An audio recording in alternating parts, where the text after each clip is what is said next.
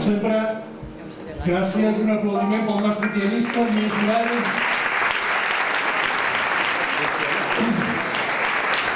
Doncs avui ha estat aquí ben alçat, que se l'ha vist bé.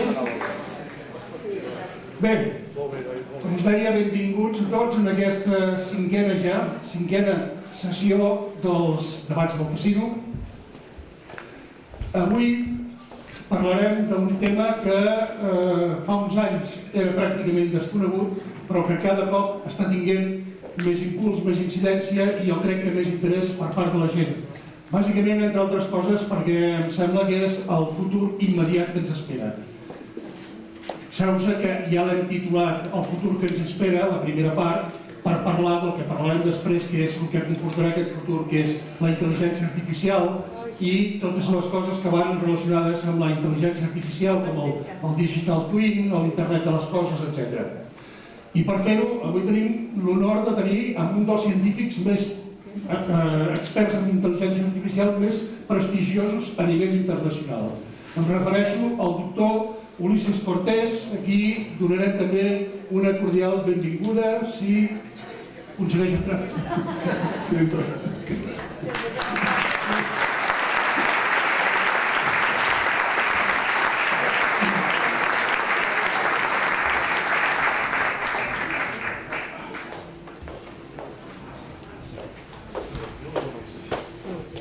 El doctor Ulises Cortés és doctor en informàtica i és catedràtic i investigador de la Universitat Politècnica de Catalunya. És el coordinador científic del grup d'intel·ligència artificial d'alt rendiment del Centre de Supercomputació de Barcelona. És coordinador també del programa del màster d'intel·ligència artificial i coordinador de relacions internacionals amb Amèrica Llatina del Centre Nacional de Computació. És també membre de l'Acadèmia Mexicana de Computació. Amb ell, per tant, començarem parlant d'intel·ligència artificial i permeteu-me que abans us faci un incís, i és que avui, a diferència de totes les xerrades que hem vingut fent fins ara, avui la farem en castellà. La farem en castellà amb atenció, naturalment, al doctor Ulises Cortés, que ell és mexicà. Malgrat que entén el català, però no s'expressarà en català, s'expressarà en castellà. Si llavors voleu fer preguntes al final, les voleu fer en català, les podeu fer en català sense cap problema, perquè ell l'entén, però normalment mirarem de seguir-ho en català. Ulises, para empezar, Primero, buenas noches y un honor estar aquí. Para empezar, Ulises, vamos por lo tangente, por lo práctico, la inteligencia artificial. Explícanos, de manera que podamos entenderlo todos, porque el tema de la inteligencia artificial, como yo decía antes, es un poco una cuestión bastante novedosa para la inmensa mayoría de la gente, pero de la que últimamente se habla mucho. Y yo pienso que se habla más de lo que se sabe y de lo que se entiende en el común de los mortales, de la gente. La gente habla más de inteligencia artificial refiriéndose a las novelas o a las películas de ciencia ficción que ha visto, que no lo que es la realidad. Por tanto, así, de manera que podamos entenderlo todos. ¿Qué es básicamente la inteligencia artificial? ¿Cómo funciona la inteligencia artificial? Muy bien.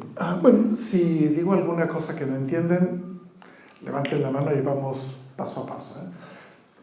La inteligencia artificial es una disciplina relativamente joven. Esto empezó en el verano de 1956 en Estados Unidos y el objetivo fundamental es entender cuáles son los mecanismos que subyacen en la inteligencia humana. Como no podemos abrir un cerebro, pues sí podemos abrirlo, pero si lo que queremos ver es cómo funcionan cada uno de los elementos del cerebro a la hora de trabajar.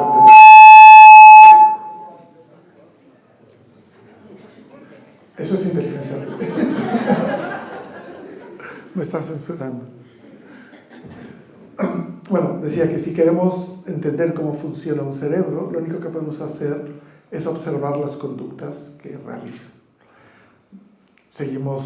Conocemos las bases biológicas, conocemos las bases fisiológicas, incluso las neurofisiológicas, pero no podemos describir los mecanismos de razonamiento. y los americanos suponen que los rusos hablaban muchos idiomas. Seguimos ahora y no lo hemos resuelto este problema, pero estamos más cerca. Con los años, a lo que hemos llegado es que tenemos máquinas más potentes, con sistemas de memoria mucho más potentes, podemos almacenar más cosas, y aquellos pequeños juguetitos que teníamos ahora se vuelven más complejos. Y llegados a este punto tenemos que decir que ya no nos interesa solamente entender cómo es la inteligencia humana, sino nos interesa construir un tipo de inteligencia que sea equivalente a la humana y que nos permita generar un diálogo. Y de este diálogo entre el hombre y la máquina podremos hacer tareas en conjunto que resuelvan problemas más complejos. Y esta es un poco la idea. O sea que no queremos hacer una copia exacta de la inteligencia humana. Y de hecho, parte de la desviación de la inteligencia artificial se ha ido por saber que hay otras inteligencias que no son las de los humanos, que son complejas, que resuelven problemas, sus problemas del día a día, para sobrevivir, para reproducirse, para todas las necesidades de cualquier otro animal, y esas son más fáciles de aprender y de poder reproducir y poder hacer. Y lo hemos logrado con distintos animales, hemos ido construyendo distintos tipos de modelos. En donde estamos ahora es que efectivamente hay mucho ruido mediático, y hay mucho ruido mediático porque todo el mundo quiere, como Marvin Minsky, tener más dinero para seguir haciendo sus cosas.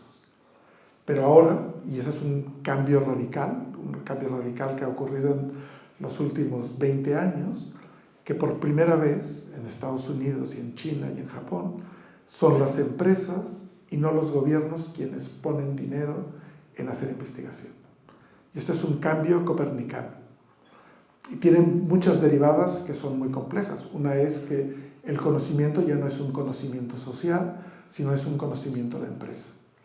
Y lo que quieren las empresas es que sus herramientas lleguen a más sitio para acaparar más cota de mercado. Y así, para conseguirlo, aunque sean muy pocos los resultados, hacen un display mercadotécnico muy amplio, entonces parece que hacen muchas más cosas de las que hacen.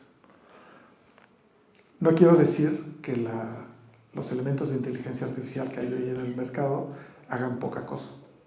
Digo que hacen muchas, pero quizás no son del calibre de la inteligencia humana.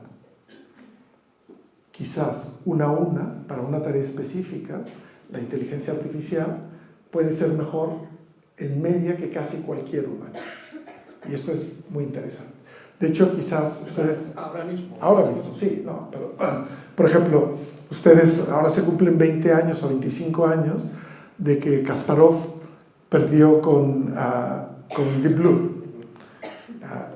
Hasta hace muy poco considerábamos que un individuo muy inteligente era aquel que era capaz de ser un gran maestro de ajedrez, ¿no? Pues ahora casi cualquier teléfono de estos smartphones tiene un programa para jugar ajedrez que podría ganarle al 98% de los humanos. ¿Significa que el teléfono es inteligente? No. ¿Que el programa es inteligente? No. Pero ha aprendido a ser de tal manera que parece inteligente. Pero, y sigo con lo que estabas comentando. A finales del 2017, creo, estaba la Stockfish 8, que es la versión actualizada de la Deep Blue y actualizada 20 años después. Que parecía una máquina absolutamente imbatible ya en aquellos momentos, y en cambio la confrontan con la AlphaZero de Google, y de 100 partidas que juegan las dos máquinas, 24 creo que son, las gana la AlphaZero y las otras aceptables. Es decir, la Stockfish 8 no gana ninguna partida. Y explican que la particularidad de esta máquina precisamente es que, a diferencia del Stockfish y del Deep Blue anteriormente, que se nutría de los datos que le iban aportando los humanos, la AlphaZero y la AlphaGo, que creo que también crearon para el Pocket Go, no fue nutrida por los humanos, sino que aprendió sola. Sí, efectivamente. Hay un cierto tipo de tecnología que se llama aprendizaje neuronal, que permite aprender del entrenamiento. De hecho, si un humano tuviera tiempo infinito para jugar todas las partidas posibles, podría llegar y no hacer otra cosa. No comer, ¿no? Estar todo el tiempo que puedas jugando. Contra ti mismo o contra cualquier otro. Si tú tienes todo ese tiempo para entrenar, seguramente, y eres bueno, tienes, digamos, materia para hacerlo, llegarías a ese nivel. El problema, y este es el problema por el que decimos que no es una máquina inteligente, es porque no es capaz de explicar por qué ha hecho cada uno de los movimientos. Si tú no puedes explicar por qué haces lo que haces, no podemos decir que lo que haces sea inteligente. Y les pondré un ejemplo muy sencillo. Imagínense que yo voy mañana al médico y el médico me diagnostica cáncer. Y yo le preguntaré, ¿cuáles son las evidencias? ¿Cómo has llegado a la conclusión de que yo tengo cáncer? Si su explicación no me convence, buscaré una segunda opinión. Y esta segunda opinión será igual de razonada, igual de profunda, y una quizás me convence. Si una máquina me dice que tengo cáncer y no me puede explicar por qué tengo cáncer, es muy dudoso que yo me lo crea. También es cierto que cada vez más la gente es más crédula y cree todo aquello que una máquina le dice que es verdad o mentira. Estamos lejos de este momento, estamos lejos de que el cáncer te lo diagnostique una máquina y te lo puedas creer en lugar de un médico. Una máquina en ciertos momentos puede diagnosticar un cáncer mejor que muchos médicos, quizás no que un gran especialista, y eso es bueno porque en sitios donde no hay grandes especialistas puede ayudar a discriminar de manera temprana quién tiene un cáncer y derivarlo entonces a centros especializados. Que sean capaces de autoexplicarse, estamos en el camino. Pero es que explicar una tarea como diagnosticar un cáncer tiene un protocolo relativamente sencillo. Una cosa que no tendrá la máquina todavía es ser empático. La empatía es parte de nuestra inteligencia y cuando te explican cierto tipo de cosas, tienes que ser empático. Aparte de creértelo, tienes que ver en los ojos de la otra persona unos rasgos que comunican que el sentimiento de aquella persona que te está diciendo usted tiene una cosa muy grave y podemos ayudarle o no podemos ayudarle. Y el paso hasta que las máquinas tengan estos sentimientos, si es que piensas que los pueden llegar a tener, que tengan sentimientos, aquello que decía Alan Turing ya en 1950, Alan Turing, que es el gran padre de la computación, cuando en 1950 ya hablaba de si las máquinas pueden pensar, y estamos en 2020, 70 años después, y me dices que no hemos llegado aún a esta fase. Es que tenemos que definir pensar. Bueno, eso es lo que decía él también. Y luego rectifico el tema. Luego rectifico la pregunta. Si pensar es calcular, las máquinas piensan. Esto Leibniz ya lo decía. Entonces, si el pensamiento se puede reducir a una forma de cálculo, seguro. Si tiene otras cosas, todavía no.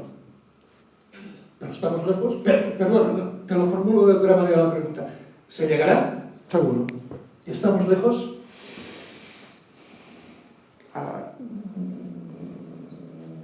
15, 20... Estamos lejos porque hay una novela supongo que la habrás visto, la novela de Ian McEwan, la de Máquinas-Guión, en la cual el protagonista lo que hace es comprarse un robot humano.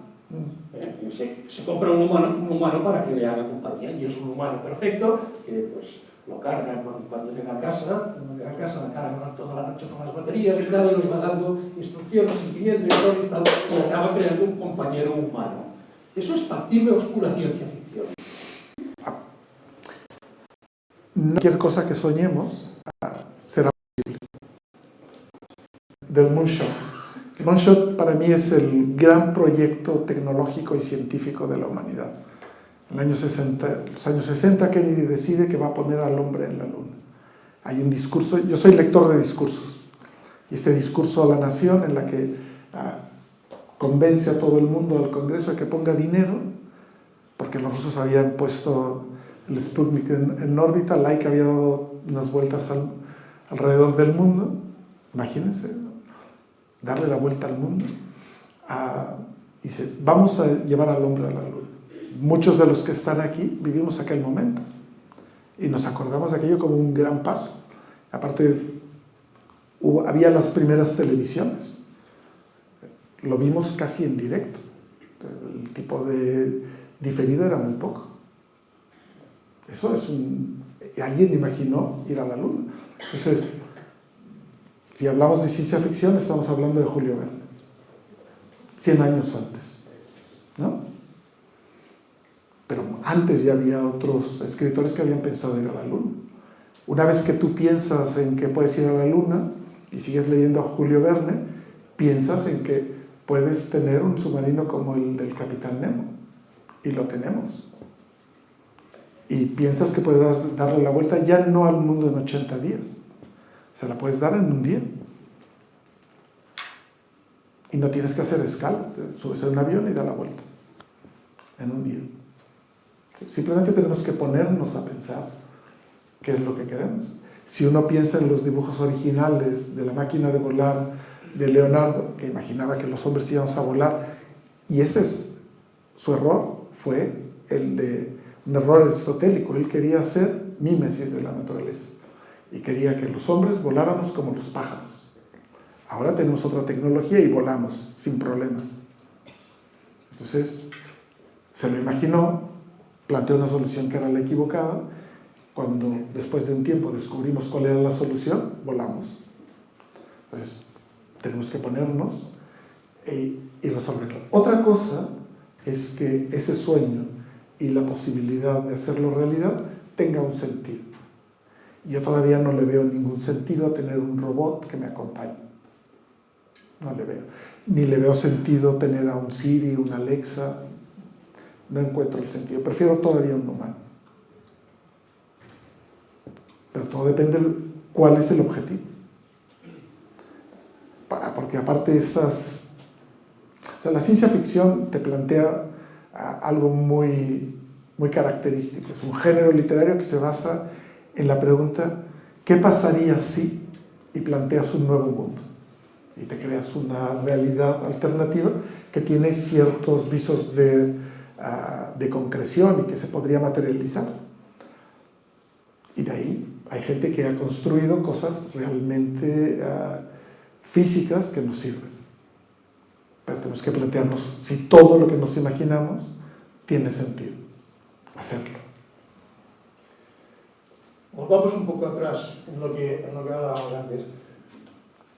Por lo que has explicado de la inteligencia artificial al principio, parece que hay más, o sea, nos venden más de lo que realmente es la realidad. Ciertamente así. Te lo digo porque el otro día estaba leyendo un tema que decían, concretamente era de Amazon, que estaban diciendo que la gente de Amazon, con el tema del reparto de sus mercancías con los drones, lo que están haciendo es que esto lo tienen muy, muy atrasado y no lo van a implantar. De momento parece ser que no tienen capacidad para implantarlo. Lo que están haciendo es un poco rebajar los precios de los distribuidores y apretar a los distribuidores y tal. De alguna manera la inteligencia artificial, todo este boom últimamente que existe de la inteligencia artificial, sirve más para intentar amedrentar a cierta gente o para utilizarla para ciertas cosas que no por lo que significa de avance. No. Una cosa son las estrategias comerciales y otra cosa es la científica. Si tanto la Unión Europea como China, como Estados Unidos y de India no sabemos, pero suponemos que hace lo suyo, están invirtiendo tanto dinero es porque es un tipo de tecnología que es muy potente, pero sobre todo es muy accesible a los humanos porque nos hace sentir que esa tecnología es de alguna manera humana. Y esta humanización de la tecnología permite que sea más aceptable o más fácilmente aceptable. Porque todos entendemos lo que significa leer. Estas letras aquí, todos podemos leerlas, ¿verdad? Bueno, todos podemos leerlas porque ahora casi todo el mundo está educado para leerlas. Hace 50 años no era el caso. Uno de los primeros problemas que se planteó en inteligencia artificial era hacer una máquina que pudiera leer lo que estaba escrito en una pizarra, que es un problema distinto porque estas son unas letras muy claras. Escribir en una pizarra y la letra del profesor, que si no es muy buena, tienes el problema de leer una caligrafía. Eso empezó en el año 56 y hasta que no apareció un aparato que quizás algunos de ustedes recuerdan, que se llamaba la PAL, que era un tipo de teléfono en el cual se podía escribir con un lápiz electrónico. Fue la primera vez, casi 50 años de diferencia, pero la máquina no leía, solo reconocía los caracteres. Ahora tenemos máquinas que son capaces de leer. Y esa es una tarea que, aunque tú no puedes explicar cómo sabes leer, sabes que puedes leer. Porque si a cada uno de nosotros nos preguntaran cómo somos capaces de reconocer cada uno de los caracteres, cómo somos capaces de unirlos, darles una pronunciación en el idioma correcto que hay ahí, no podríamos explicarlo, pero en cambio somos capaces de hacerlo. Entonces le estamos pidiendo a las máquinas que hagan cosas que nosotros no sabemos hacer. ¿Por qué? Porque es una máquina y queremos que sea muy precisa. Y es siempre una especie de espejo en el que te miras y dices, esto yo puedo hacerlo. Haces una máquina que lo haga y dices, ahora que lo explico. Pero muchas de estas tareas los humanos no sabemos cómo hacerlas. Y hay un ejemplo muy divertido que es el de caminar. Casi todos nosotros podemos caminar. ¿Podemos explicar cómo caminamos? La combinación de todos los músculos que entran en funcionamiento cuando echamos a andar. Pero lo hacemos, ¿verdad? Queremos que una máquina se autobalancee para caminar como un bípedo o como un cuadrúpedo. La programamos, lo hace muy bien. Y luego le pedimos que nos dé un plus más, nos explique cómo lo hace. Y una vez que, cuando hemos entendido cómo hacer lo que lo haga una máquina, hemos aprendido mucho de nuestra propia mecánica. Pero si nosotros programamos las máquinas y nosotros no sabemos explicar cómo caminamos y por qué caminamos, difícilmente la máquina lo podrá hacer. Bueno, ahora ya puede. Este es el juego. Entonces, por eso digo que es que la máquina ha aprendido o que hemos aprendido nosotros a enseñarle. Las dos cosas. Las dos cosas. Bueno, pero tú cuando le enseñas a alguien, esperas que te supere. El objetivo de instruir a alguien o a algo es que te supere, que lo haga mejor que tú. Siempre. Si no, la tarea se queda incompleta. Entonces, aprendes. Decía Marvin Minsky, que solamente se aprende, se puede decir que se sabe una cosa si se sabe explicar, y solo se puede explicar si se ha aprendido a hacer de diversas maneras. Entonces, vamos aprendiendo. Esto es un puzzle enorme donde cada día alguien trae algo nuevo, te explica cómo lo ha hecho, porque aparte todavía la ciencia pública se publica, y entonces vas ahí, lo lees. El problema es que ahora se publica tanto, hay tantos investigadores que jamás estás al día. Pero bueno, vamos haciendo el esfuerzo y poco a poco. Pero sí, efectivamente hay demasiado ruido alrededor de la inteligencia artificial. No es la primera vez. Quiero decirles que estamos en la tercera primavera de la inteligencia artificial y hemos pasado por 2 inviernos muy largos, pero muy largos, muy dolorosos, donde la gente ya no creía en la inteligencia artificial, ha estado olvidada, pero casi a punto de desaparecer los departamentos. Estamos otra vez aquí y el problema es que, como todo en bonanza, hay un montón de gente que se ha subido al carro y dice que hace inteligencia artificial y da conferencias y bueno. Pero es una ciencia que tiene ahora una particularidad nueva, y es que cada vez tenemos estudiantes de muchas disciplinas que vienen a hacer cosas de inteligencia artificial. Tenemos médicos, biólogos, gente de materiales que traen sus problemas y esto te genera nuevas preguntas, nuevos sistemas, vas integrando y bueno. De momento el paciente progresa adecuadamente.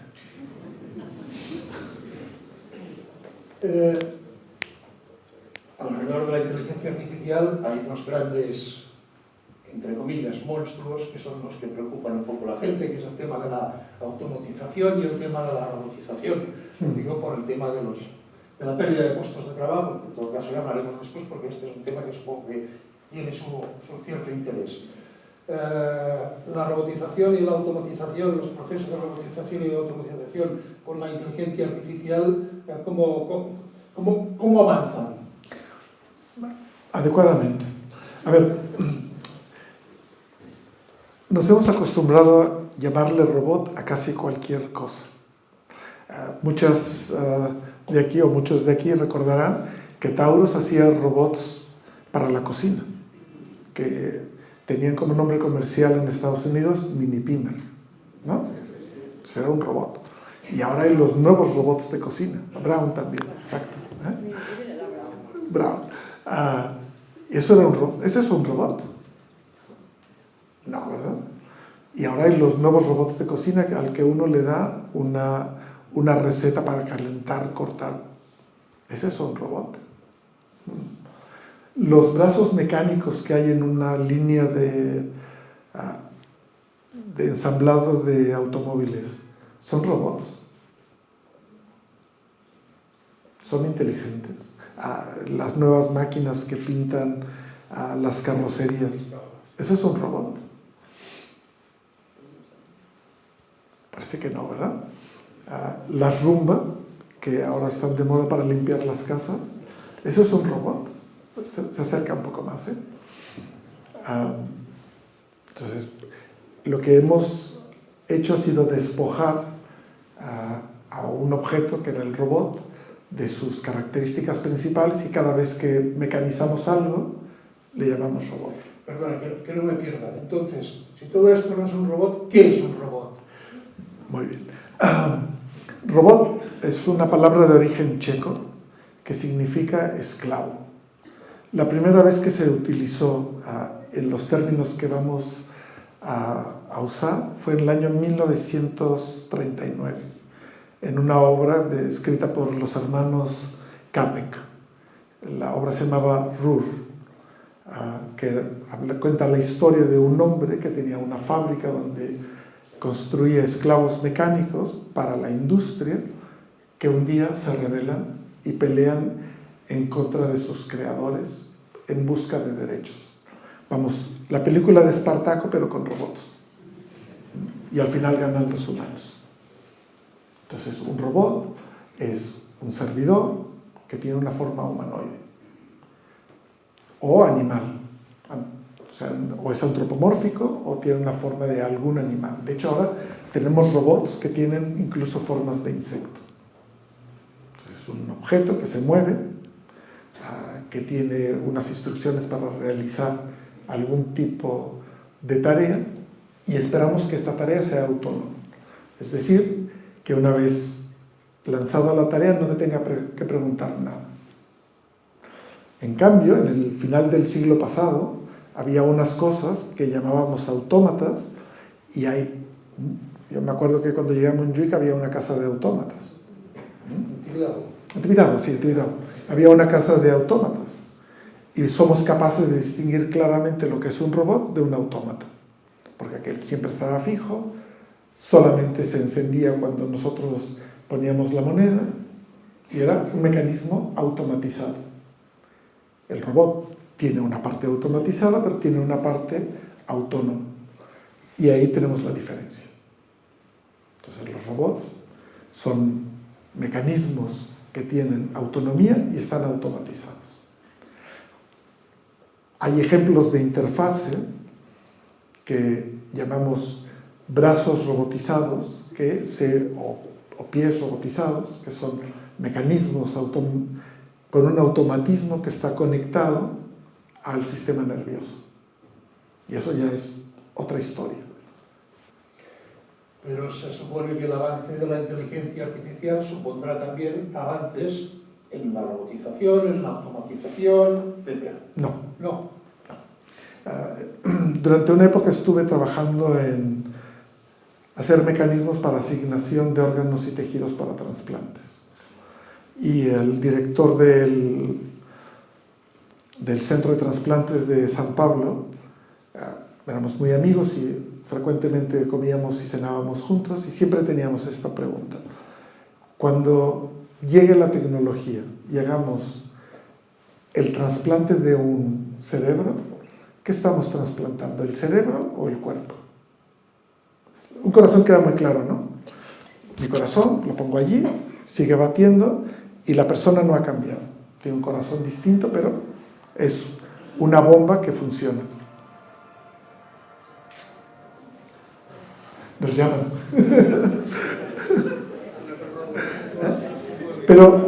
Pero cuando cambiamos un cerebro, ¿qué estamos?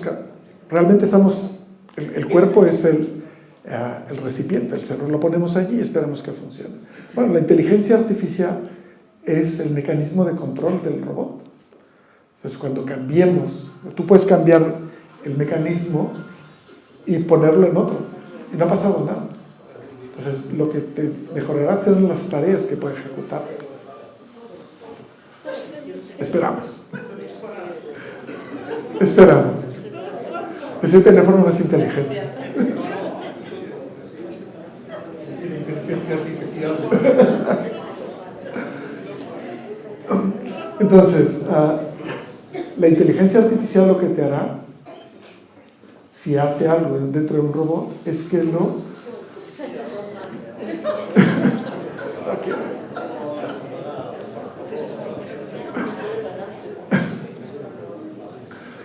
que hará la inteligencia artificial será mejorarte las tareas que pueden realizar con aquel hardware.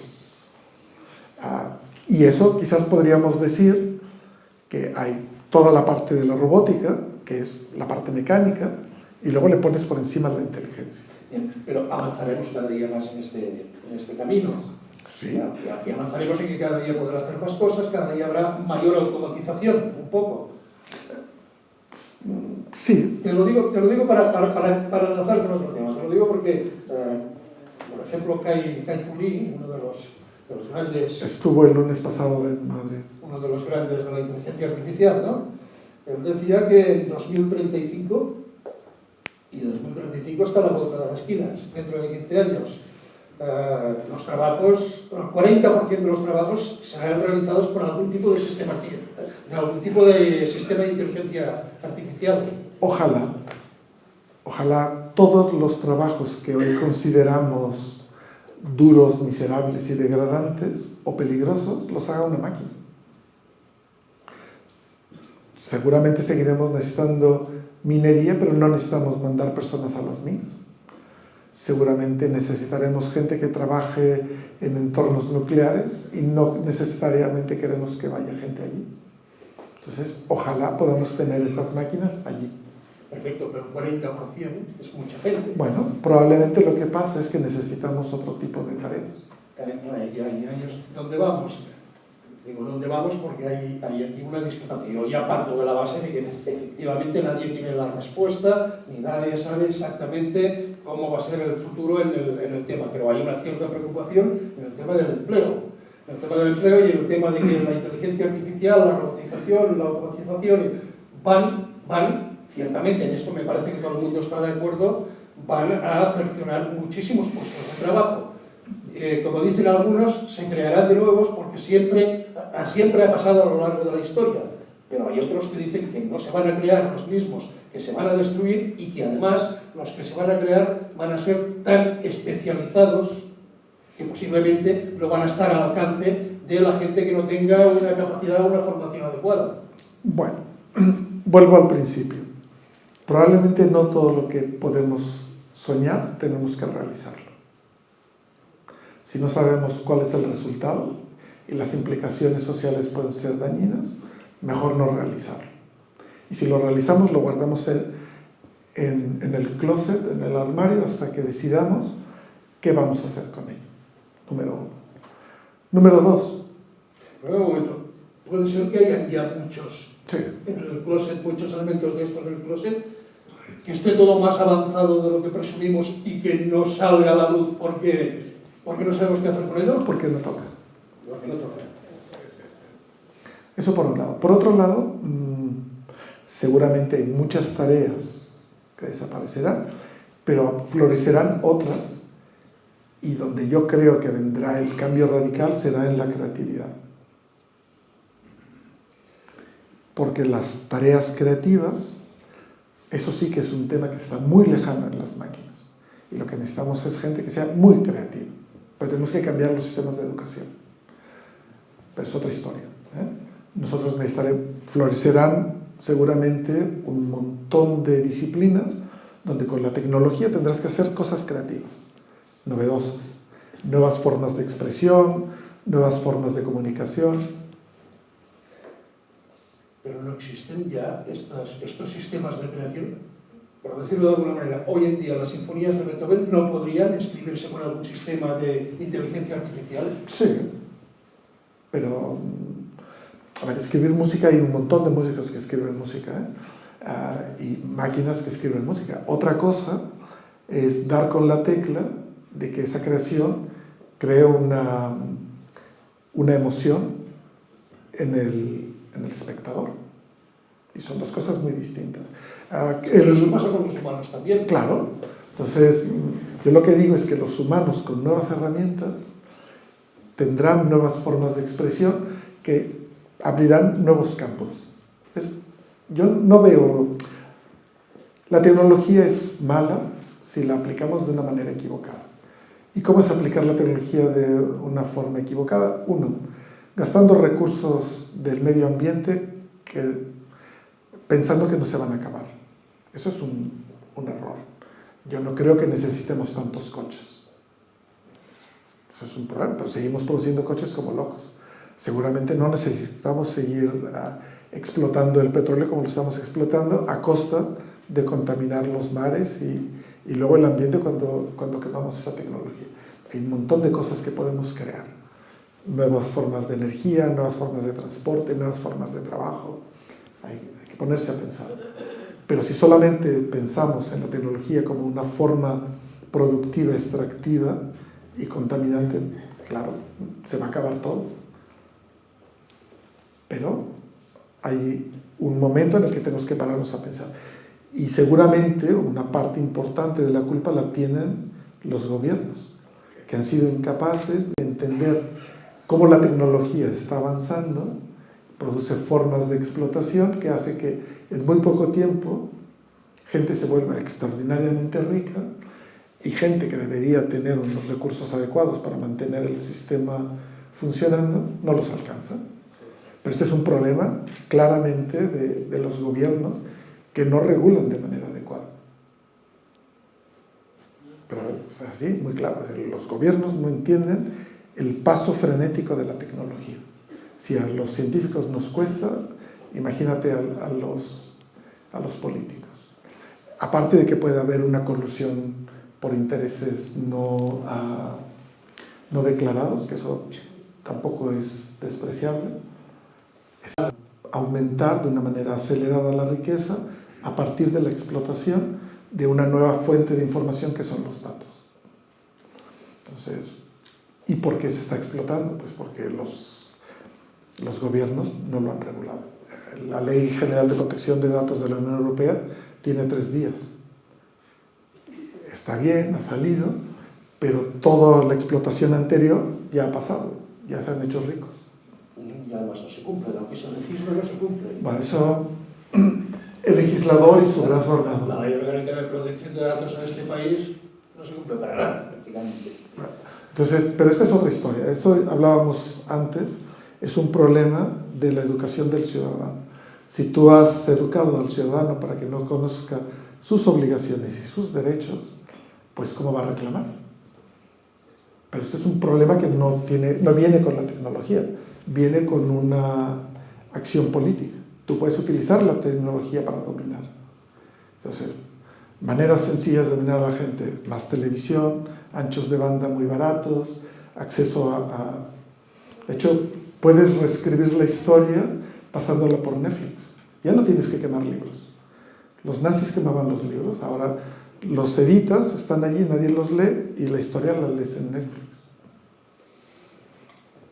Y esto nos puede llevar a otro concepto del que también hablábamos antes, que es el tema de la ética en la inteligencia artificial.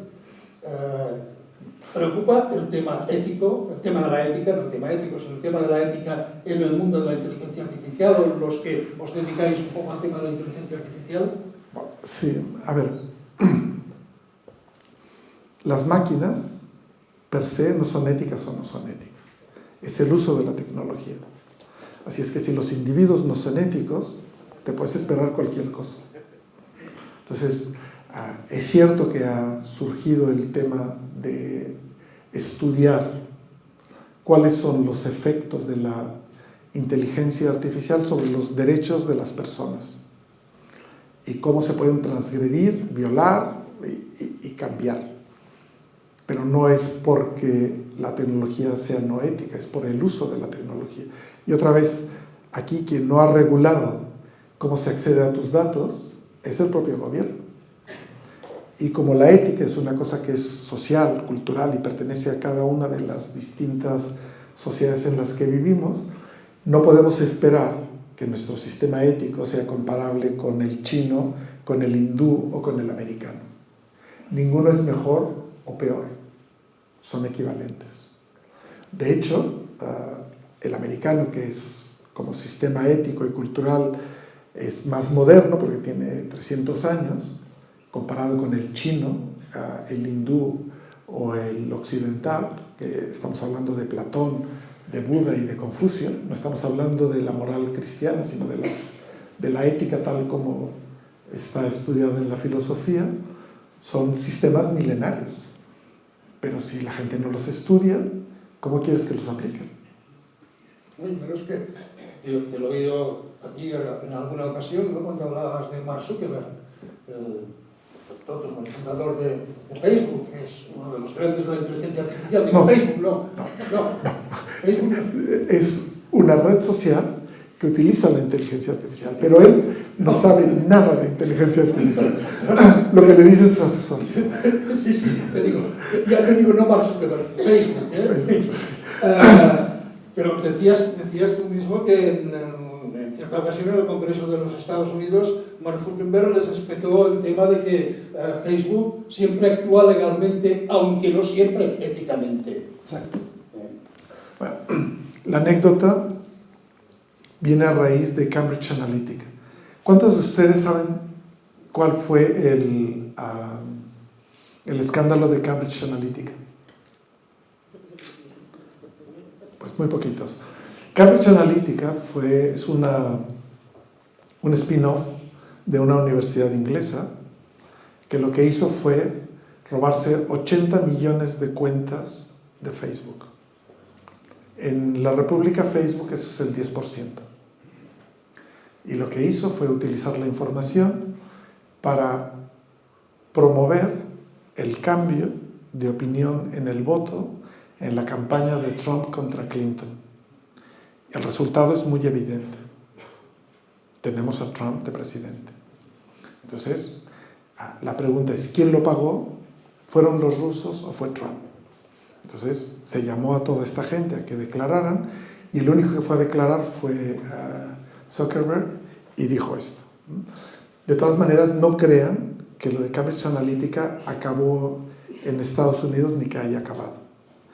Piensen ustedes que los mismos asesores de la campaña de Trump fueron los asesores del Partido Popular en Andalucía.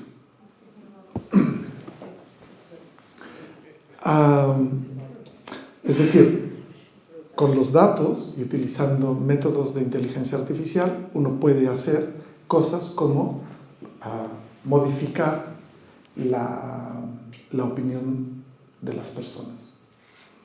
Pero ya, eso es lo mismo que hace el marketing, o sea, no es nuevo. Cuando apareció el marketing se utiliza para cambiar la opinión de la gente o crearle un estado de opinión o impulsarle de alguna manera a consumir. Esto es parte del sistema de consumo que tenemos. Y una de las ventajas que tiene, o desventajas que tiene Internet, es que como es tan amplia, siempre encontraremos un grupo de personas que tienen nuestra misma opinión sobre los mismos temas del mundo. Y el éxito es que lo que te enseña Facebook o Instagram o cualquiera de estas redes sociales es al subconjunto de personas que tienen opiniones como tú. Y está muy bien estudiada la manera en la cual, una vez que entras en este grupo, se genera una espiral en la cual se radicaliza más la opinión dentro de ese grupo. Eso es una cosa que está muy, muy bien estudiada. El tema de las Big Data.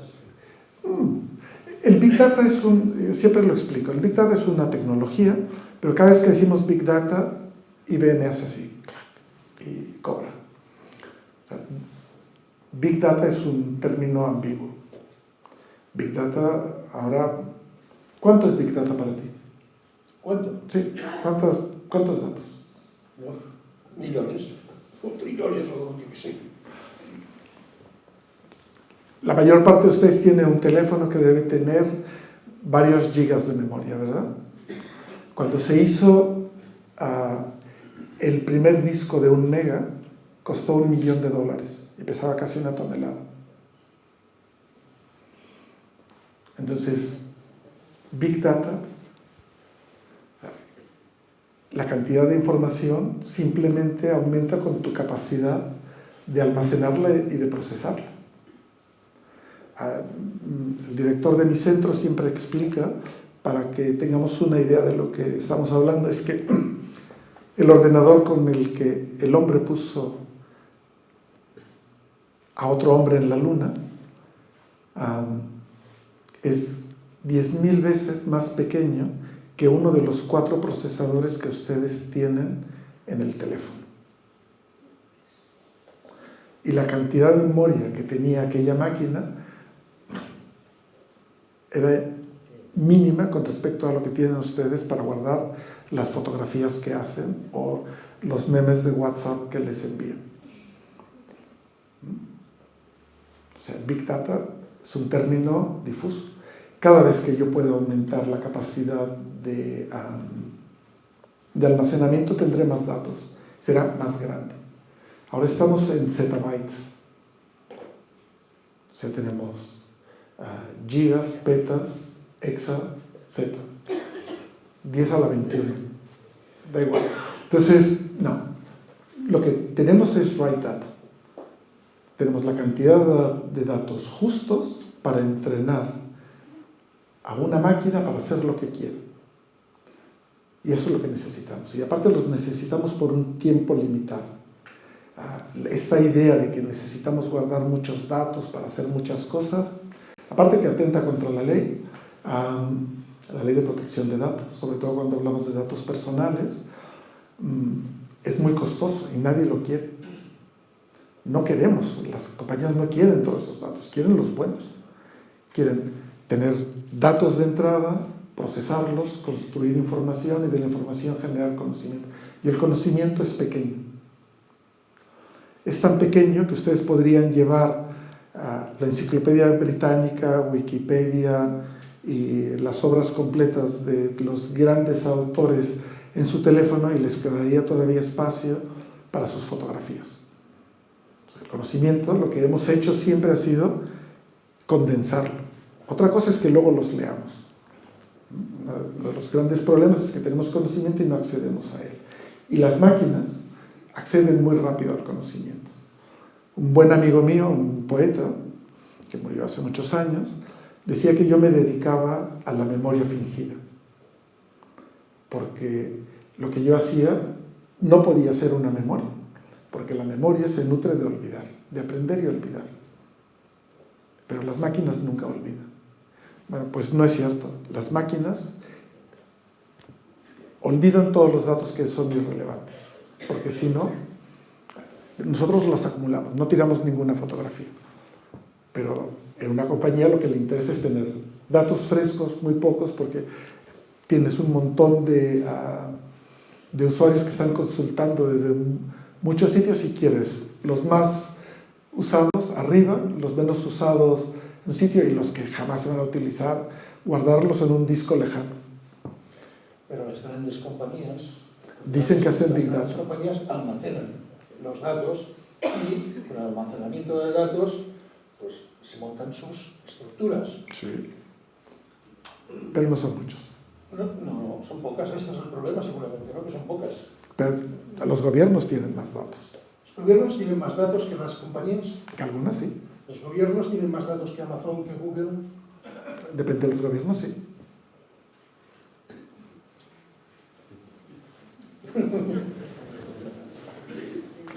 De hecho, No hay mucha unanimidad por aquí, veo tampoco entre el público, ¿eh? Piensen ustedes, los datos son tan valiosos y utilizando herramientas como las de la inteligencia artificial se puede hacer tanto beneficio que TIC Salud, la Consejería de Salud de la Generalitat, tiene el historial clínico de todos nosotros. Ninguno de ustedes ha firmado la cesión de esos datos. Pero se argumentó, los abogados son muy buenos para eso, que es por un bien supremo y común. Eso es una mina de oro. Sí, pero por ejemplo... Esto es solamente Cataluña, ¿eh? Todos los estados donde la salud es pública y gratuita, o casi gratuita, toda la Europa continental, tienen estos datos. Solamente uno, ¿eh? Datos de tráfico, consumos eléctricos, consumos de agua, catastro, censos. Tell me. Todavía los datos del Estado son más grandes que los datos de las compañías para un sitio como España, que es un punto dentro de la galaxia Internet, que es un punto gordo. Todavía el Estado, y afortunadamente todavía son del Estado. Evitemos que un día las grandes empresas sean las que manejen esos datos, porque te los ofrecen más baratos, los servidores, porque te ofrecen servidores de correos gratuitos, etcétera, etcétera. No hay invitaciones a cenar gratis. Entonces, todo lo que es gratuito cuesta. La semana pasada salió un reporte que dice que las grandes compañías nos deben a cada uno de los que interactuamos con ellas cada año $180,000, que es más o menos lo que valen nuestros datos. Y se lo cedemos gratuitamente, con total impunidad y... Pero tú eres abogado, ¿no? Con una facilidad. ¿Sí? ¿Cuántas veces te has leído todas las páginas de condiciones que tiene una app de las que tienes? Ninguna, francamente. Si leyeran todas las páginas de condiciones de todas las apps que tienen, aparte bueno, tendrías que entender por qué no las aceptas, porque no son transparentes. Han contratado un abogado o un bufete de abogados para que las escriba y sean laberínticas. Te aburras de leerlas y digas sí. Y si no, invertiríamos unos 80 días al año solamente en leer condiciones legales que no se sabe por qué. Entonces, otra vez, el Estado no ha hecho su trabajo. Sí, pero concretamente, como decías antes, de los temas de sanidad, hace pocos meses hubo un escándalo en Estados Unidos que fue el tema de Google y la compañía Ascension, la aseguradora Ascension, que es la principal compañía de salud médica católica de Estados Unidos, y que transfirieron los datos clínicos de más de 12 millones de pacientes a Google y no pasa absolutamente nada. Estados Unidos. Sin consentimiento de nadie, ni de los médicos ni de los pacientes. Por tanto, ahora mismo Google tiene en su poder los datos médicos, el historial clínico de 12 millones de personas sin que nadie haya dado su consentimiento. ¿Cuántos de aquí tienen algún teléfono que tenga conectados sensores de número de pasos, localización? Pues ustedes están dando datos gratis. Ustedes dan datos gratis. ¿Cuántos de ustedes desconectan la localización de su teléfono? Todo el tiempo. Desconéctenla. Si no dan datos gratis. Es muy fácil. Hay que entrar por app, pero hay que hacerlo. Es muy fácil. Tendríamos que hacer cursos de cómo protegerse de Google. Pero El problema es que llegará un momento que el problema no son los datos, el problema es quién tiene la propiedad de los datos. los datos son tuyos, ¿Quién? pero lo has cedido. Claro. Al final Google, Amazon, Facebook y tal serán los propietarios, los únicos propietarios de todos los datos, y los que sean los propietarios de los datos acabarán dominando todo el catálogo, ¿o no? Dicho, sí. Pero dicho esto, no es la inteligencia artificial lo que ha hecho esto. Es una tecnología que lo permite, y otra vez, una cosa es ser capaz de soñar, poder hacer algo, y otra, quién lo utiliza y cómo lo utiliza. Entonces, no podemos, así como no podemos acusar a las pistolas o a las bombas atómicas de causar daño, sino son quienes toman las decisiones, esta tecnología está pensada para otras cosas y alguien la ha utilizado y no habiendo regulación, tiene un usufructo. Pero no es la inteligencia artificial. Y ya ven la potencia que tiene la inteligencia artificial con esto que estamos hablando, que es cotidiano. Tiene más, tiene mucho más recorrido. Pero esto nos afecta todos los días y por eso ha surgido el aspecto ético. Y una de las cosas que ocurre es que la gente solamente piensa en la parte ética, porque como nadie sabe de ella, es muy fácil. Pero la respuesta europea es abordar los temas éticos, los legales, los socioeconómicos y los culturales del uso de las herramientas basadas en inteligencia artificial.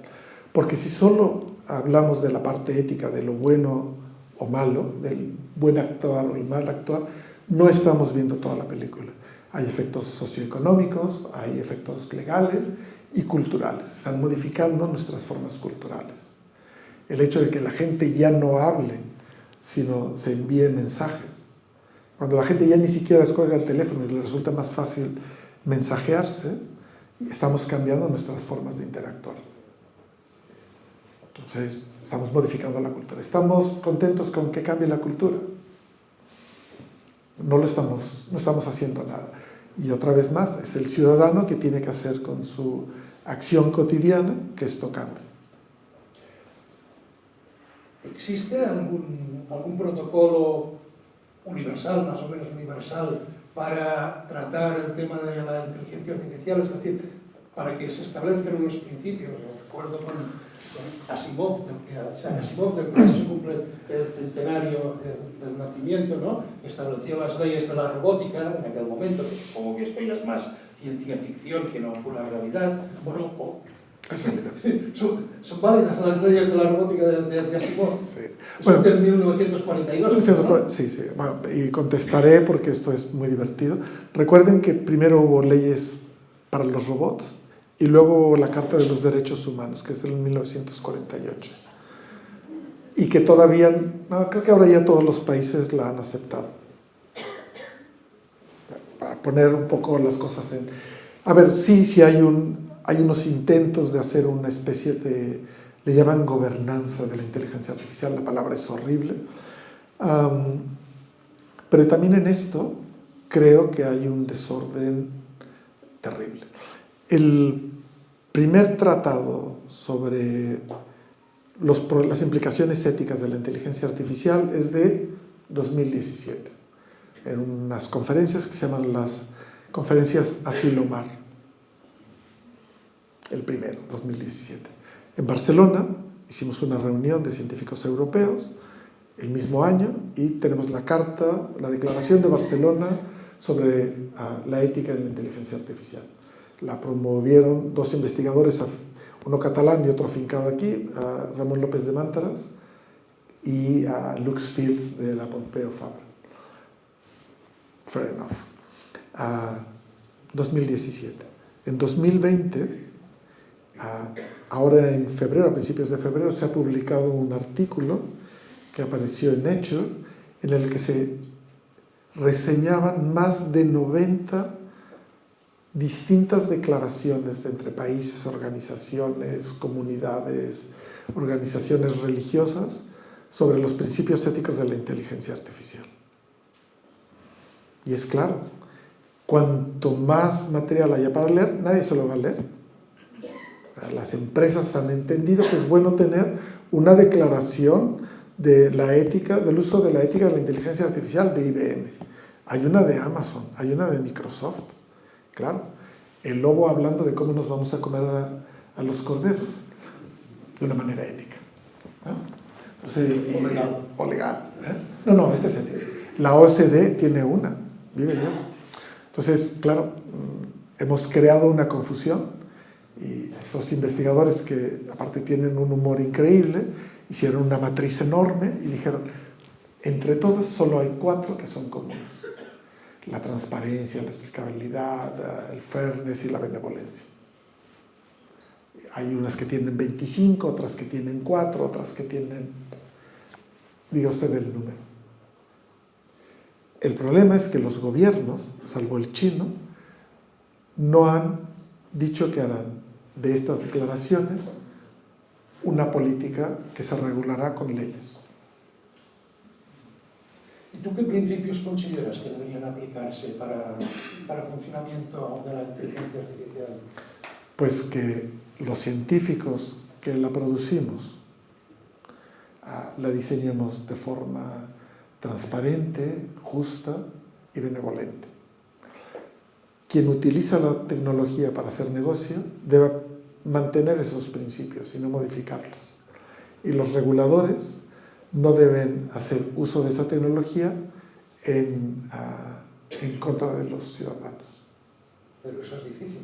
Claro, porque los ciudadanos no saben ni sus derechos ni sus obligaciones. Es muy complicado. Bueno, eso es lo que hablábamos antes de las compras por internet, ¿verdad? Exacto, sí. O sea, somos nosotros. Es quizás nuestro futuro ya es más corto, pero el de las nuevas generaciones lo estamos haciendo nosotros. Si nosotros no hemos transmitido estos valores éticos, un espíritu crítico, y no estamos haciendo cosas para cambiar la situación actual, pues habrá siempre alguien que tendrá más dinero e impondrá su voluntad. Ahora que hablas de jóvenes, es que nos vamos de un sitio para otro. Recuerdo ahora el tema de la preocupación que hay en muchos padres respecto de sus hijos, de qué deben estudiar sus hijos, cuando hay en el horizonte alguien que está diciendo que, muchísima gente, muchísimos investigadores que están diciendo que dentro de pocos años la mitad de las profesiones que hoy conocemos no existirán. Sí. A ver, el día 18 de febrero se presentó la Estrategia Catalana de Inteligencia Artificial. Yo fui uno de los expertos invitados a desarrollar esta estrategia. Y en la estrategia, igual que en la española, de la que también fui miembro, estuve peleando por una cosa. Y la cosa es que se enseñe inteligencia artificial y robótica, tecnologías para la digitalización, en las escuelas desde primero. Parece fácil, ¿no? Lo primero que hay que hacer es darle clase a esos profesores. Y somos nosotros, la universidad, que tenemos que ser quienes la demos, no las empresas. Entonces, el tema es... ¿Estás diciendo que hay que cambiar el sistema educativo? A una asignatura. La otra cosa que digo es que cada año que tardemos en enseñar a los profesores, hemos perdido un año en la educación de los de primaria. O sea que si lo aprobaran hoy, mañana empezamos a dar clases, en el 2021, en septiembre, ¿sí?, tendríamos los primeros niños de primaria que empezarían a hacer esto y tendríamos los primeros profesores que tienen una educación relativamente clara sobre lo que es la tecnología. Y ese es el gap tecnológico. Los finlandeses, que lo entendieron hace tiempo, hicieron cursos para toda la población. Porque para ellos es más importante la comunidad que el individuo. Y eso es una cosa que, bueno, tenemos tradiciones culturales distintas y para ellos es un honor ser el mejor en la escuela. No tanto por ganar más dinero, que ahora también en China. Pero el honor es ser el mejor, ir a la escuela y ser el mejor. Y se pelean por aprobar los exámenes. En Japón o en Surcorea llega al extremo que los jóvenes se deprimen y se suicidan si no son el mejor. Y eso es una cosa que ya no les damos a los jóvenes aquí, educación en el esfuerzo personal para mejorar la comunidad. Entonces, claro, esta gente les ha dicho, tenemos estos recursos, tenemos que ser los mejores. Han pasado 40 años de sequía y ahora se comen el mundo. Pero solamente eso, es decir, y nosotros, Israel, esta gente es la una. Pero ellos tienen una filosofía distinta. Es Ariel Sharon, ustedes algunos se acordarán de él, instituyó una política que es una política de defensa que dice que Israel no se puede permitir el lujo de perder una guerra. Entonces, toda su investigación está pensada para defender al Estado de Israel. Entonces, la inteligencia artificial es una buena arma de guerra, porque originalmente cuando aparecieron las primeras fuentes de financiación en Estados Unidos y en Inglaterra, fueron para tener una ventaja competitiva militar. Luego ha tenido otras variantes que son muy loables y humanistas, ¿no? Pero no debemos olvidar que la mayor parte de la tecnología que disfrutamos proviene de la guerra. Toda, en medicina, en comunicaciones. Digan uno, los estados siempre han invertido en ejércitos. Si uno piensa en la organización de las universidades en Prusia, en la Prusia ilustrada con Leibniz, Kant y toda esta gente, preparada por Humboldt, era porque se quería preparar al Estado no solamente en lo intelectual, sino también en lo militar. Piensen en las grandes escuelas napoleónicas francesas. Eran para mejorar las infraestructuras del Estado y para defenderse.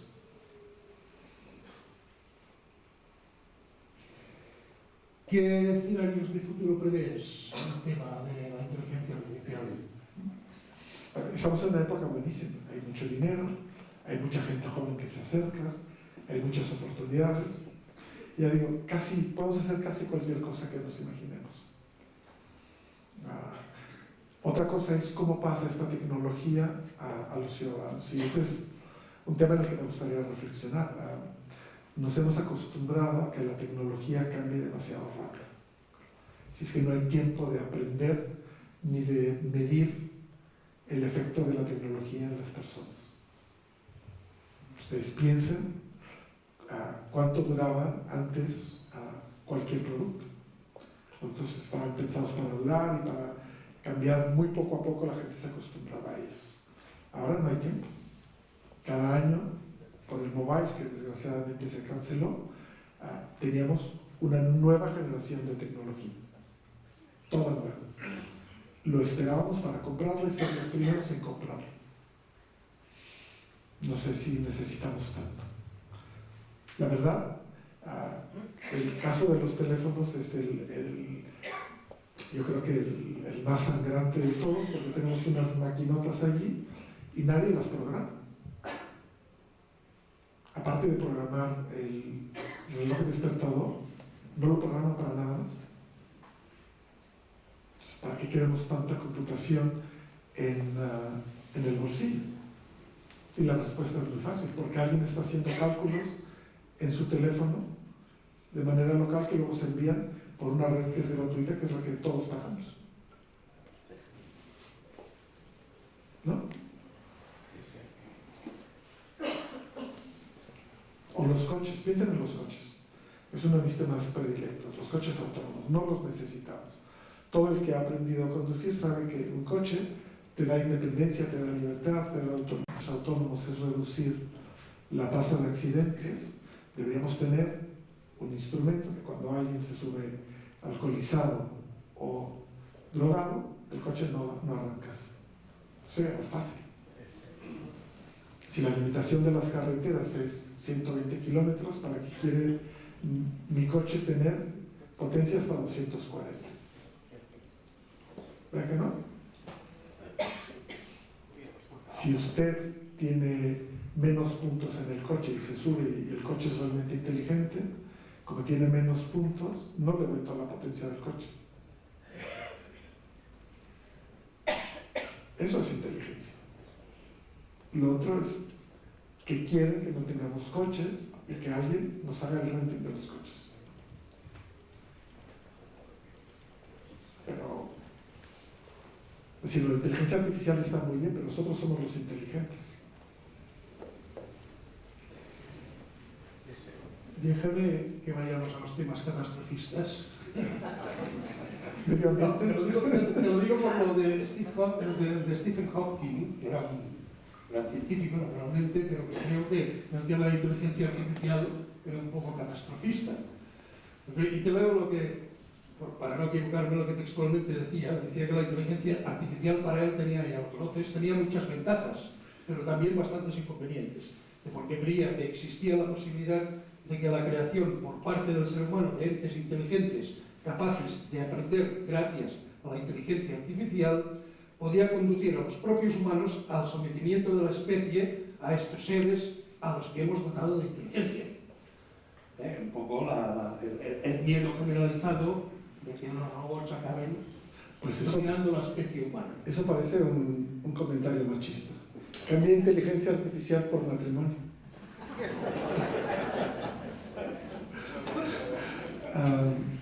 A ver, yo creo que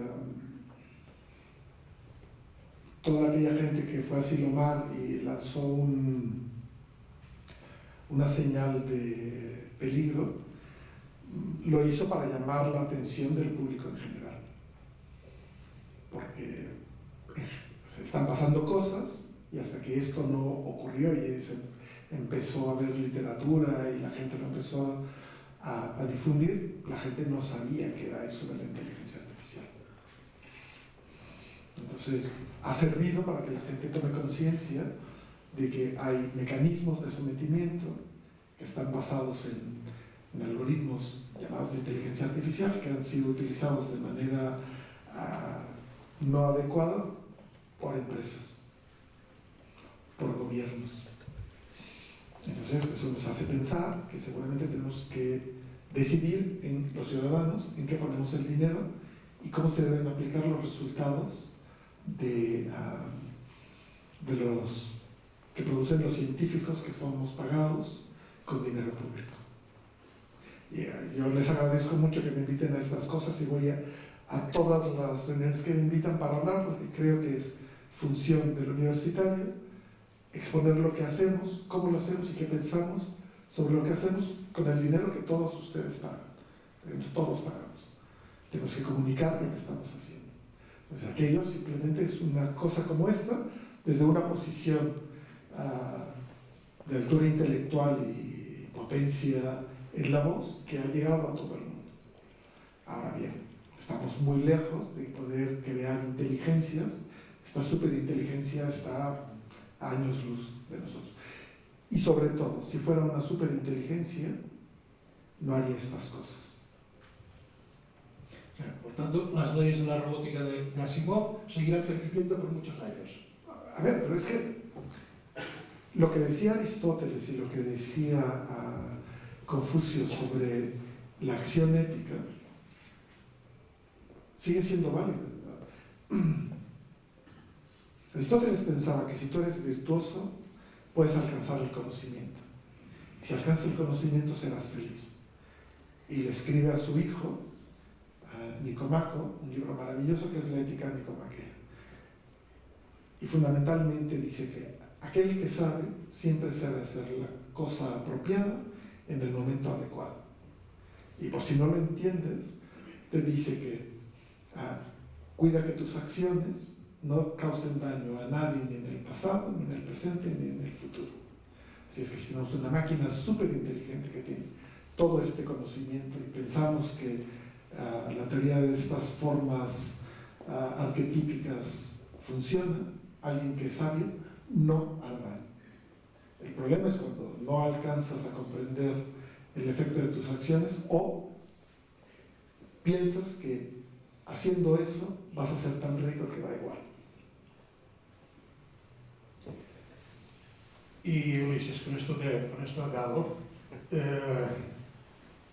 Una pregunta que te la formulo por formularla, pero ya sé lo que le vas a contestar, porque no hay miedo del tema. Es decir, aquello que mucha gente cree que si la inteligencia artificial puede llegar a sustituir a los humanos, ¿por qué nos empeñamos en hacer inteligencia artificial? Bueno, es que no se trata de sustituirlos. Aquí hay un dilema que es un dilema muy bonito. O automatizamos o extendemos. Toda la tecnología tiene un propósito y la mayor parte del propósito de la tecnología es extendernos. Si no, todos los que usamos gafas nos las quitamos y vemos todo lo que ganamos cuando la tecnología nos extiende. Y los que tienen problemas de oído se quitan el implante y la tecnología nos extiende.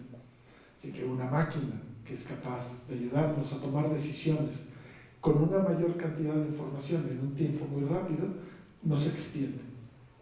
Solamente a alguien que tiene un interés perverso se le ocurre que puede sustituir a una persona por una máquina por un motivo económico, y eso es ruin. Es ruin. Les voy a contar una anécdota. Han explicado que soy mexicano y me invitaron como experto a analizar en una ciudad mexicana la automatización esta que se llama Internet of Things, el Internet de las cosas. Y estaban muy contentos porque iban a sensorizar y automatizar el campus de una universidad que hay ahí, con la que nuestra universidad tiene relaciones de toda la vida. Y lo primero que iban a hacer era lo obvio: la entrada del estacionamiento, del parque. Iban a poner un lector que iba a leer las matrículas y se iba a abrir a las que conocía y se iba a cerrar. Esto nos va a ahorrar. Y yo le pregunté, aparte conozco a quien estaba haciendo la implantación, porque él estudiaba en Francia, yo estudiaba aquí, nos conocemos de toda la vida. ¿Y tú has pensado en la persona y la familia que depende de esa persona que aparte te saluda? Si no has pensado en ella, no estás actuando de forma inteligente. A mí no me interesa tener sensores en todas partes. No los quiero. Quizás son útiles para algunas cosas, pero no para todas. Y entonces empiezan las preguntas retóricas. ¿Quién va a pagar la red de esos sensores? ¿Quién va a pagar la electricidad para mantenerlos? ¿Quién va a pagar los servidores para mantener los datos? ¿Quién va a pagar el tiempo de cómputo?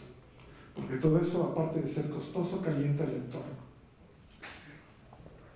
¿A quién le beneficia? No sé.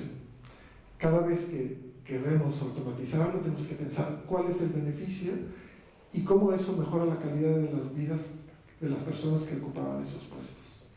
Si no lo hacemos, el Estado tendría que llegar y decir: por cada robot de estos, por cada persona que sustituyas, esta persona, esta máquina, tiene que pagar los mismos impuestos para que esta persona tenga una ocupación digna.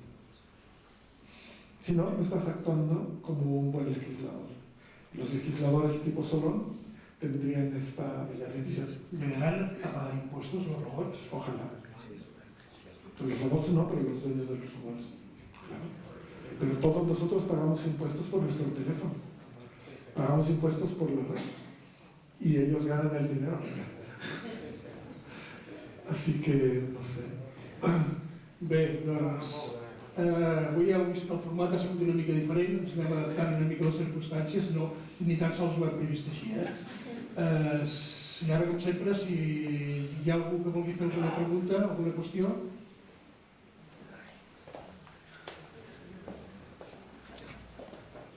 Teniendo en cuenta que la evolución humana... Hola, buenas noches. Teniendo en cuenta que la evolución humana ha tardado millones de años en llegar a este tipo de inteligencia, se podría decir que, por ejemplo, estamos en la inteligencia artificial a nivel de alguno de esos pasos que ha dado la humanidad, por ejemplo, Neandertal. No tenemos una inteligencia artificial general. Lo que tenemos, como no sé si lo dije, es como una especie de caja de herramientas donde hay máquinas que hacen ciertas tareas, pero no hemos sido capaces de integrar todavía. Estamos lejos de una integración. Lo que sí, somos capaces de reproducir la inteligencia de otros seres vivos. Hay un libro maravilloso de los años 90 que se llama Los elefantes no juegan al ajedrez. Hay cierto tipo de inteligencia en los seres vivos que no requiere símbolos.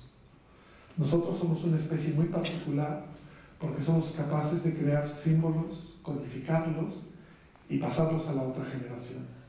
Una de las cosas que ha hecho a nuestra especie una especie de éxito es que las abuelas no se comen a los nietos y les enseñan las tradiciones. En otras especies no pasa. Nosotros somos una especie que ha crecido alrededor de los núcleos familiares y donde la tradición oral ha hecho traspasar el conocimiento. Cuando hemos sido capaces ese conocimiento de codificarlo con un sistema escrito, entonces tenemos los libros y podemos pasar esta experiencia de generación en generación. Y una segunda. Teniendo en cuenta la evidente incapacidad del ser humano para proteger el planeta, ¿cree usted que la inteligencia artificial podría llegar a un momento en protegerlo, ya que no somos capaces? Si no la programas para eso, no. Pero recuerda que si la programas para eso, mucha gente recibirá muchas multas. Yo por aquí, yo he trabajado mucho con la depuradora de aquí, de Granollers, y cuando empezamos, a mí me parece, hay que toparse con la realidad para entenderla. Hicimos un sistema que era capaz de medir la salida de la depuradora y de cualquier sistema minuto a minuto. Y nos dijeron, no lo hagas, porque si lo haces minuto a minuto vas a poner un montón de multas. Se hacen acumulados de un mes, claro, es un condensador, tiene que ser un mes muy malo para poder empezar a poner una multa. Afortunadamente las leyes han cambiado, pero eso somos los humanos, ¿no? Que nos creamos la ley y la trampa. Y si no hay un abogado que te ayude, perdón.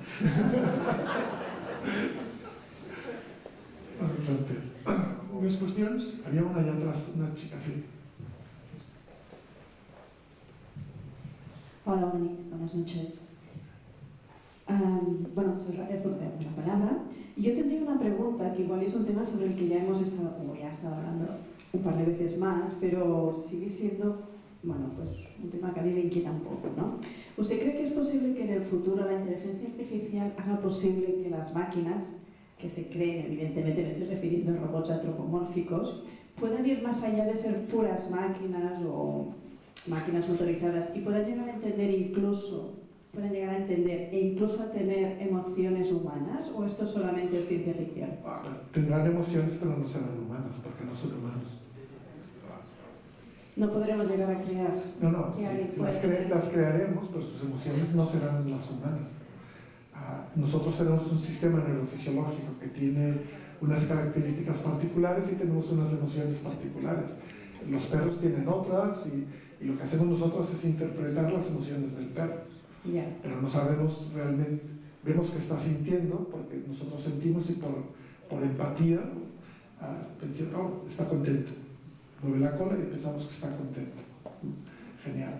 De hecho, con los bebés tenemos un problema enorme porque como no hablan, si lloran, interpretamos y por experiencia las abuelas saben lo que está pasando, pero los demás no lo sabemos. Sí, de hecho actualmente hay máquinas que se supone que interpretan las emociones de los bebés cuando lloran. Sí, eso es marketing. Pero sí, hay toda una disciplina que se llama robotics. Robotics viene de love and robotics. Entonces son máquinas que están pensadas para ser compañeros, no solamente compañeros, sino también parejas sexuales. Y hay todo un tema. Y están muy desarrolladas. Es una industria enorme. Si te interesa, en mi clase de ética, por ahí de abril, lo explico y te puedes venir y oírnos lo que contamos. Gracias, pues ya hablamos. Es la clase XXX.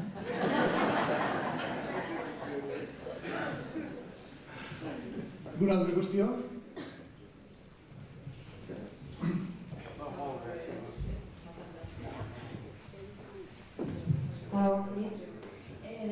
gustaría saber cómo se posiciona la regulación ante la inteligencia emocional o artificial en este caso. No se posiciona, lo estamos esperando.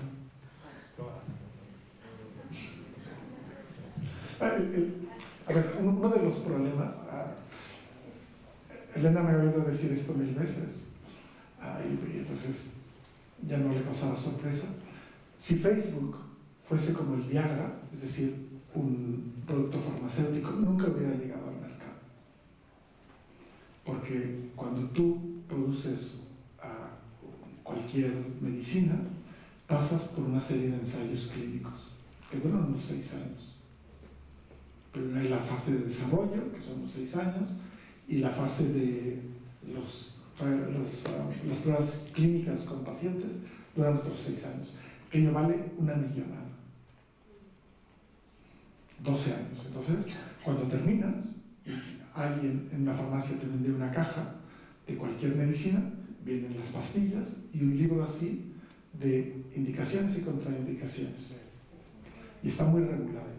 Si eso falla, alguien tiene un problema, ¿verdad? Con la tecnología no pasa. Como nos hemos acostumbrado, y lo dije antes, a que la tecnología venga muy rápido, alguien la pone en internet y como somos ansiosos, la probamos. Yo el primero. Yo he probado toda la tecnología que se puedan imaginar. Toda. Digan una y yo he estado allí. Y aparte, por motivos varios, aparte con varias personalidades para jugar y todas las tecnologías. Y todas adolecen de lo mismo, que no están acabadas. Y el Estado ha hecho caso mismo porque tendría que ponerse a regular todas las tecnologías que aparecen. Y de cada 1000 hay una que pega. Lo que no sabe el gobierno es que de las 999 que se quedaron en el camino, esta pantalla, aquella cosa, aquel mensaje, alguien los ve, los junta en otra y aparece. Y quizás en 10 generaciones, que son un año, tenemos otra nueva tecnología que va a pegar y va a estar un par o 3 de años. Los más mayores de aquí, a los que les interesa el fútbol, se acordarán cuando aparecieron aquellos programas informáticos que ofrecían maximizar la quiniela del fútbol. Es una cosa prácticamente imposible. Pero la gente los vendía y la gente los compraba y los probaba de todos. Pues eso que era la preinformática, ahora imagínense en la mano. Y una de las cosas que más hacen las redes y que no se regulan es causar adicción. La mayor parte de las personas que tienen un teléfono son adictas al teléfono. Si ustedes pican sobre su pantalla más de 60 veces en una hora, picar es poner un carácter o un like, empiezan a tener un cierto nivel de adicción.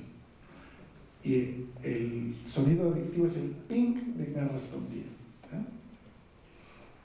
Y eso es una de las graves cosas que no hemos hecho, sobre todo en los niños. Cuando los padres le dan un teléfono a un niño antes de los 14 o 15 años, que es lo que se está recomendando en Europa, les estamos empezando a crear una dependencia. Y piensen ustedes, cuando han enviado un mensaje de WhatsApp a alguien importante y en 2 segundos no lo ha hecho, me ha dejado con el visto. A los 3 minutos ya es una infidelidad. Entonces, y esta es una forma de refuerzo. Esto Pablo lo estudió el siglo pasado con perritos que salivaban. Pues es exactamente el mismo mecanismo.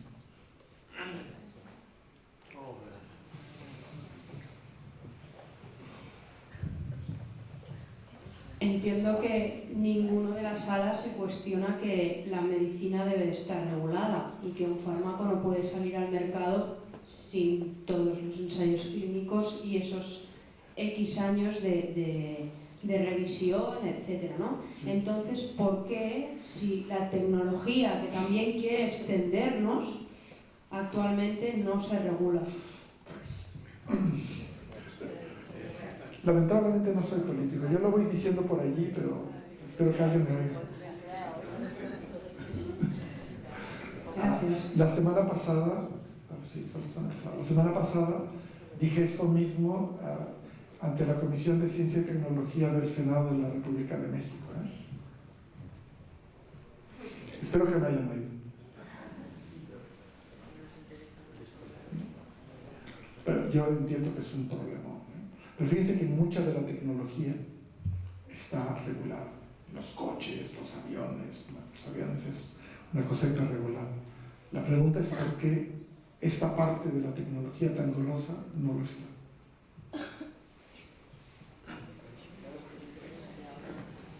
Una altra qüestió? Si no hi ha res més, doncs donarem per acabat l'acte. Donem les gràcies a la